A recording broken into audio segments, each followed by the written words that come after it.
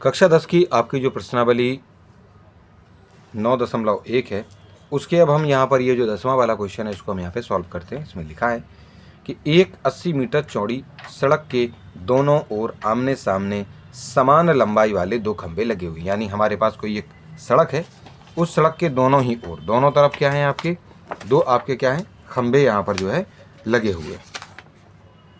इसका चित्र यहाँ आगे हमने बना रखा है, हम इसको एक काम करते हैं यहीं पे बनाए देते हैं। यहाँ पर हम इसका चित्र आपको बनाए देते हैं। देखो ये आपके पास एक सड़क है, यहाँ पर ये आपकी ये सड़क हो गई, ये कितनी है, 80 मीटर चौड़ी है। ये जो सड़क है वो 80 मीटर चौड़ी है। इसके दोनों ओर, एक तो इधर भी, एक तो इधर भी और एक इधर भी, दोनों ही ओर उन्होंने कहा कि दो खंबे हैं जो कि बिल्कुल आमने सामने हैं, अपोजिट में हैं और साथ में बराबर आपकी जो है ऊंचाई वाले हैं। इनकी ऊंचाई भी कैसी है, बराबर है। ठीक है, ये वाला है, इस वाले का नाम हमने ए बी रखा, इस वाले का नाम हमने सी डी रखा। ठीक है, उसके बाद इसमें ये कहा गया है कि अगर हम क्या करते हैं कि इन दोनों खंभों के बीच सड़क के किसी एक बिंदु से खंभों के शिखर का उन्नयन कोण क्रमशः 60 डिग्री और 30 डिग्री है। यानी अगर हम एक काम करते हैं कि ये जो आपकी सड़क है, इसके कहीं पर एक हमने कोई एक पॉइंट माना है, इस पॉइंट से अगर हम पहले वाले, इस वाले अगर हम जो हमारा खंभा है उसके शिखर को अगर हम देखते हैं तो यहाँ पर हमें 60 डिग्री का कोण बनता हुआ यहाँ दिखाई देगा। यानी यहाँ कितना हो जाएगा आपका, 60 डिग्री हो जाएगा। 60 डिग्री इसका उन्नयन कोण है। और इसका उन्नयन कोण कितना है, कितना है, ये आपका 30 डिग्री है। तो इस तरीके से कुछ कंडीशंस के साथ ये जो दोनों के दोनों जो खंबे हैं वो यहाँ इस सड़क के दोनों ओर आमने सामने खड़े हुए हैं। तो आपको करना क्या है कि खंभों की ऊंचाई, ये जो खंबे हैं इनकी ऊंचाई, ये जो खंबे हैं इनकी ऊंचाई या तो ए बी की निकाल लो या सी डी की निकाल लो, दोनों ही बराबर हैं, उसको आपको पता करना है। और खंभों से बिंदु की दूरी, यानी ये जो बिंदु ओ है, ये जो बिंदु ओ है वो बताना है कि ये जो बिंदु ओ है इस ए बी वाले जो खंभा है उससे कितने दूर है, यानी बी से लेके ओ तक की दूरी आपको पता करना है। और साथ में इस सी डी वाले खंभे से ये कितना दूर है, यानी डी से लेके ओ तक की दूरी आपको इस क्वेश्चन में पता करना है। ठीक है जी, चलिए तो इसको हम कैसे सॉल्व करेंगे इसको जरा हम देखते हैं। ये थोड़ा सा अलग क्वेश्चन है, इसको ध्यान से देखना। इसी तरीके से और भी क्वेश्चंस आपको देखने को मिल सकते हैं एग्जाम में। तो यहाँ पे छात्रों आपको करना क्या है कि चलो इसको तो हम अपने सामने रखते हैं, अब इसमें चीज़ों को हम बताते जाते हैं। जैसे इसमें लिखा let B D is 80 metre wide road, A B and C D are the two equal poles. यानी कि माना बी डी 80 मीटर चौड़ी सड़क है, ये बी डी आपकी 80 मीटर चौड़ी सड़क है और ए बी सी डी आमने सामने समान लंबाई वाले दो खंबे हैं। ए बी और सी डी आमने सामने समान लंबाई वाले दो खंबे हैं। ठीक, अब हम त्रिभुज चलते हैं ए बी ओ में। ए बी ओ किधर है, ए बी ओ, ये जो आपका ए बी ओ वाला ये जो त्रिभुज है, इस त्रिभुज में हम क्या करेंगे कि सबसे पहले, क्योंकि बहुत सारी चीज़ें हमें इसमें पता ही नहीं है, ना तो हमें ए बी पता है ना बी ओ पता है, हम क्या करेंगे कि इसमें क्योंकि थीटा में ये दिया गया, आमने सामने की इन दोनों को निकालने की बात हो रही है, तो हम क्या करेंगे कि जो आपका लंब है, क्योंकि ये अगर थीटा होता है तो सामने वाला लंब होता है, यानी परपेंडिकुलर होता है, तो हम क्या करेंगे कि लंब और बटे में आधार, यानी कि लंब बटे में आधार, परपेंडिकुलर अपॉन में बेस हम करेंगे और बराबर में, क्योंकि थीटा बच्चों आपको 60 दिया गया है तो हम वहाँ पर tan 60 लिख देंगे। ठीक है कि नहीं, आपको कुछ नहीं करना है, ए बी के बटे में दोबारा से बी ओ को लिखकर केवल tan 60 की जो वैल्यू है √3 उसको आपको यहाँ पर लिख देना है। फिर आपको करना क्या है कि इसमें आपको पहले बी ओ को प्राप्त करना है। किसको प्राप्त करना है, बी ओ को आपको इसमें प्राप्त करना है। और वो कितना आ जाएगा बी ओ, देखो बी ओ क्या करेगा, ये जो बी ओ है वो इस √3 के साथ गुणा में पहुंचेगा और बाद में ये जो गुणा वाला √3 होगा वो इस ए बी के नीचे आ जाएगा। चलो एक बार मैं इसको आपको समझा देता हूँ, थोड़ा सा कुछ कन्फ्यूजन भी हो जाता है छात्रों को। तो क्या लिखा होता है, ये ए बी बटे में बी ओ बटे में √3 है। तो यहाँ आप पहले लिखेंगे छात्रों ए बी और बराबर में ये जो बी ओ है वो आपका बी ओ जो है इधर पहुँच जाएगा गुणा में इस √3 के साथ। बाद में अगर आपको अकेला बी ओ चाहिए, अगर अकेला बी ओ चाहिए तो इस ए बी के साथ ये जो √3 है वो यहाँ भाग में पहुँच जाएगा। तो जहाँ ये जो बी ओ के बराबर में, बी ओ के बराबर में ये जो ए बी बटे में √3 लिखा है वो इस प्रकार से आपको यहाँ पर प्राप्त हो जाएगा।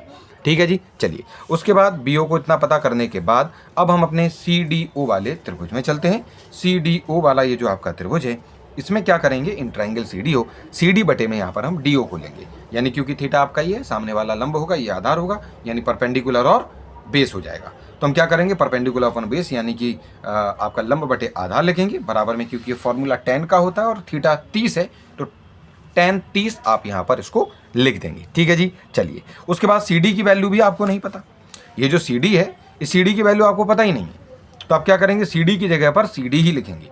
जबकि ये जो डी ओ था, ये जो डी ओ है यानी डी से लेके ओ, ये कितना हो जाएगा, देखो यहाँ पर डी से लेके ओ तक के बारे में यहाँ पर एक चीज़ आपको यहाँ पर दी गई है। कहना सर क्या दिया गया है, डी से लेके ओ तक की वैल्यू यहाँ दी गई है आपको 80 माइनस बी ओ। कहना सर ये कहाँ से आ गया, तो मुझे एक बात बताओ, मुझे एक बात समझाइए इसमें छात्रों कि अगर आपके यहाँ पर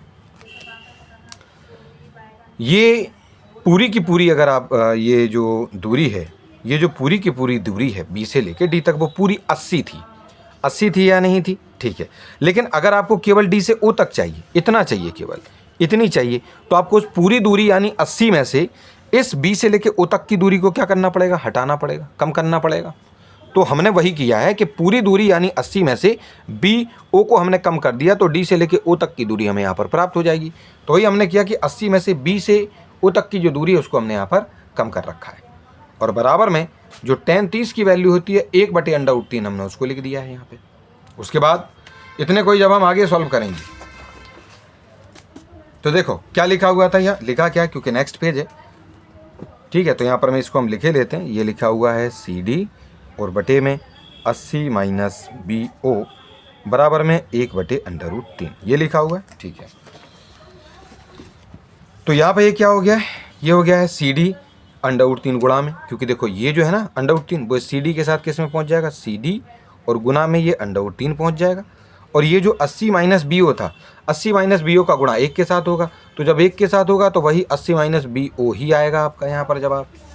ठीक है कि नहीं। चलो उसके बाद इसमें जो सी डी √3 है उसको हम सी डी √3 और बराबर 80 की जगह 80 लिखेंगे, लेकिन ये जो बी ओ है, बी ओ की जगह क्या लिख देंगे हम, बी ओ की जगह लिख देंगे हम ए बी बटे में √3। कहना सर ये क्यों लिख रहे हो, अभी आपको पता लग जाएगा कि ये ए बी बटे में √3 हमने क्यों लिखा, और बी ओ की वैल्यू ये ए बी बटे में √3 कहाँ से लिख दिया आपने। तो यहाँ पर हमने इसको प्राप्त किया था छात्रों, यहाँ पर हमने इसको प्राप्त किया था कि ये जो आपका बी ओ था वो ए बी बटे में √3 था। तो हमने यहाँ क्या किया कि बी ओ की जगह पर ए बी बटे में √3 लिख दिया है, ठीक।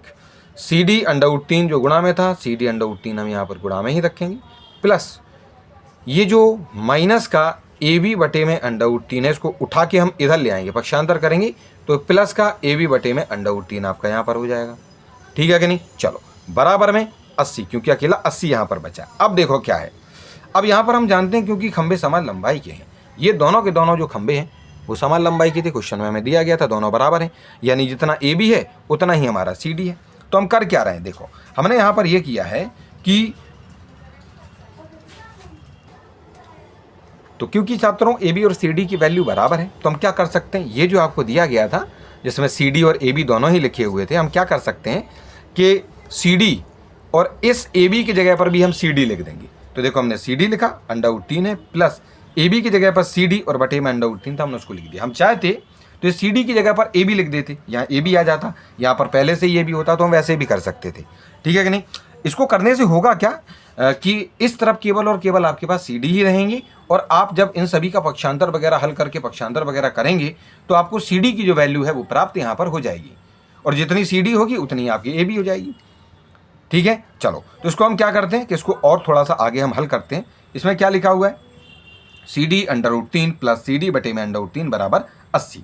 ठीक है। अब इसके बाद क्या करेंगे, इसमें भी सी डी था और इधर भी सी डी था, दोनों ही जगहों पर सी डी था, तो इधर से भी हमने सी डी को बाहर ले लिया तो बचा रहेगा √3, और जब ऊपर से सी डी को उठा लेंगे तो वहाँ पर 1 बचा रहेगा, और 1/√3 आपका यहाँ पर आ जाएगा, और बराबर में क्या होगा 80। अब हम इन दोनों को जोड़ देंगे, इन दोनों को जोड़ दें, हम चाहते तो वहाँ पर भी जोड़ सकते थे, लेकिन यहाँ पर देखो इनको कैसे जोड़ेंगे हम। क्या क्या लिखा हुआ है देखो, ये लिखा हुआ है आपका √3 प्लस में 1/√3। हम वहीं पर भी सॉल्व कर सकते थे, लेकिन कॉमन लेके कर रहे हैं, चलो कोई बात नहीं, केवल क्योंकि अब संख्या बचेंगी। इसके नीचे 1 लिखते हैं और बटे में, क्योंकि देखो 1 और √3 है तो इनका एलसीएम आपका √3 हो जाएगा। ठीक है, अब 1 का गुणा आप करेंगे किसमें, √3 में, तो √3 ही आएगा। गुणा नहीं माफ कीजिएगा, 1 से जब भाग करेंगे आप √3 में, जब 1 से भाग किसी भी चीज़ में हो तो वही उत्तर आता है, तो 1/√3 ही आएगा। देखो 1 से जब आप भाग करेंगे √3 में तो आपका जवाब √3 ही आएगा, ध्यान रखना, ठीक है कि नहीं। और यहाँ पर √3 ही आ जाएगा, 0 बचेगा वो, ठीक है। तो √3 ही आता किसी भी चीज़ में अगर हम भाग करते हैं, तो ये जो आपका √3 आया उसका गुणा ऊपर वाले √3 के साथ होगा, क्योंकि 1 से भाग इसमें करने पर √3 आया है और उस √3 का ऊपर लिखी हुई संख्या √3 के साथ होगा, तो ये √3 का स्क्वायर हो जाएगा। और प्लस अब √3 और √3 का भाग कीजिएगा, √3 और बटे में √3 लिखो, तो दोनों को काट दोगे जब आप कितना आएगा, 1 आएगा। तो उस 1 का गुणा ऊपर लिखे हुए 1 के साथ होगा, तो आपका 1 आ जाएगा जवाब। बराबर में क्या करेंगे आप, यहाँ लिखे देते हैं बराबर में, इस स्क्वायर से इस वर्ग से आपका ये वर्गमूल कट जाएगा, यानी स्क्वायर से आपका रूट कट जाएगा, बचेगा केवल 3 और प्लस में यहाँ पर 1 और बटे में आपका √3। तो यहाँ पर ये जो CD था और इतने को हल करने पर ये जो हमने हल किया है कितना आया, 3 + 1 √3, ये रहा आपका वो जवाब। बराबर में कितना है छात्रों, 80 है, ठीक है कि नहीं। चलो उसके बाद हम क्या करेंगे, क्योंकि इन दोनों को जोड़ने पर 4 आएगा, इन दोनों को जोड़ने पर 4 आएगा, तो 4 का गुणा CD के साथ होगा, तो ये तो 4 CD हो गया।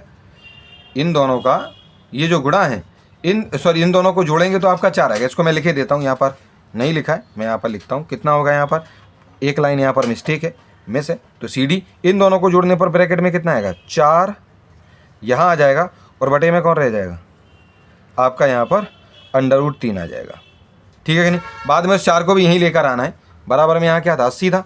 आप सीधा सीधा सा कर सकते हैं कि देखो ये जो CD है उसको लिखेंगे आप यहाँ, ये जो √3 है वो तो इस 80 के साथ √3 गुणा में पहुँचेगा, और ये जो 4 है उसको 4 को अभी आप चाहें तो इस तरीके से गुणा में भी रख लो एक बार, और बाद में इसको आपको यहीं पर नीचे ही लेकर आना है, तो 40 यहाँ ये 4 है वो आपका यहाँ पहुँच जाएगा बाद में। तो देखो ये बाद में 4 यहाँ पर आ भी चुका है, तो बाद में भी चाहे आप एक साथ ही भेज सकते थे या एक बार और उसको रुक कर दोबारा हमने यहाँ पर भेज दिया है, ठीक है कि नहीं। उसके बाद क्या करेंगे आप, इसमें 4 से 80 को काट देंगे, 4 से जब 80 को आप काटेंगे तो 20 बार में ये कट जाएगा, तो जो CD है उसकी वैल्यू 20 √3 मीटर आपको यहाँ पर प्राप्त हो जाएगी। यानी कहने का मतलब क्या, CD यानी ये जो खंभा है इस CD की जो लंबाई है वो 20 √3 मीटर होगी, तो जितना CD है उतना ही आपका AB भी हो जाएगा, क्योंकि दोनों ही समान लंबाई के खंभे थे। तो यहाँ पर जो छात्रों आपका AB है वो भी कितना हो जाएगा, आपका AB भी आपका समान हो जाएगा 20 √3, कहना सर ठीक है। तो उसके बाद अब हमें इन दोनों ये जो खंभे हैं उनकी ऊंचाई तो मिल गई, लेकिन उन्होंने ये भी कहा था कि उस सड़क पर ये जो बिंदु है जहाँ से ये उनके शिखर को देखने पर ये जो कोण है यानी एंगल्स बन रहे थे, उस वाले बिंदु की भी दूरी आपको उन खंभों से प्राप्त करनी है, यानी B से लेके O कितना दूर है और D से लेके O कितना दूर है, ठीक। तो BO को निकालते हैं, तो जब हमने यहाँ पर ये जो आपका हमने यहाँ पर निकाला था कि जो BO बराबर आपका AB बटे में √3 था, तो हम यहाँ लिखेंगे BO बराबर में कितना था, AB बटे में √3। अब मुझे एक बात बताइए, AB की वैल्यू बिल्कुल CD के बराबर थी, अभी मैंने आपको बताया था, तो AB कितना था आपका 20 √3 हो जाएगा, और बटे में आपका जो √3 है वो √3 रहेगा। हम क्या करेंगे छात्रों, √3 और इस √3 दोनों को हम काट देंगे आपस में, क्योंकि नीचे ऊपर है, बचेगा मात्र 20। तो 20 मीटर B से लेके O तक की दूरी है। अब मुझे एक बात बताओ, अगर ये पूरी दूरी ही 80 थी, पूरी दूरी अगर आपकी 80 थी और B से लेके O तक अगर 20 मीटर है, तो बकाया कितनी बची, अगर पूरी 80 है और 20 B से लेके O हो गई, तो 80 में से इस 20 को कम कर दो तो D से लेके O तक की दूरी आपको मिल जाएगी। तो DO निकालने के लिए इस पूरी BD में से हमने B से लेके O तक की दूरी को हटा दिया, यानी पूरे 80 में से इतनी जो दूरी थी अभी जो हमने निकाली है 20, उसको हम कम कर देंगे, तो 60 मीटर आपकी D से लेके O तक की दूरी आपको यहाँ पर प्राप्त हो जाएगी। चलिए साथ में हम लिख देंगे कि इसलिए खंभे की जो ऊंचाई है वो 20 √3 मीटर है, और खंभों से बिंदु की जो दूरी है, खंभों से जो बिंदु की दूरी है, एक तो है आपकी 20 मीटर और दूसरी वाली है आपकी 60 metre. Hence the height of the pole is 20 √3 metre and distance of poles from the point is 20 metre and 60 metres. तो ये भी आपको यहाँ पर लास्ट में जो है ये लिखना ज़रूरी होता है। तो इस प्रकार से इस वाले क्वेश्चन में जो हमसे पूछा गया था वो हमने यहाँ पर बता दिया है। उस प्रकार से क्वेश्चन भी आपका सॉल्व हो गया है।